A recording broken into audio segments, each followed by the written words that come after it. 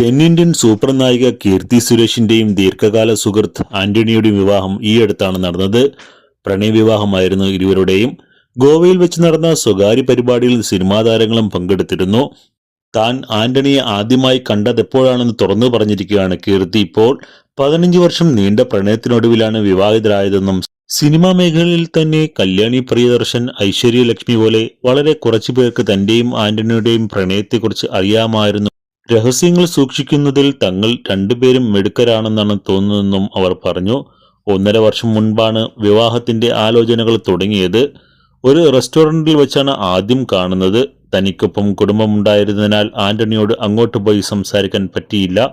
അതുകൊണ്ടൊന്ന് കണ്ണടച്ച് കാണിച്ച് പോകുകയാണ് പിന്നീട് ചെയ്തത്. പിന്നീടൊരിക്കൽ ധൈര്യമുണ്ടെങ്കിൽ എന്നോട് പ്രണയാഭ്യർത്ഥന നടത്താൻ ഞാൻ ആവശ്യപ്പെട്ടു.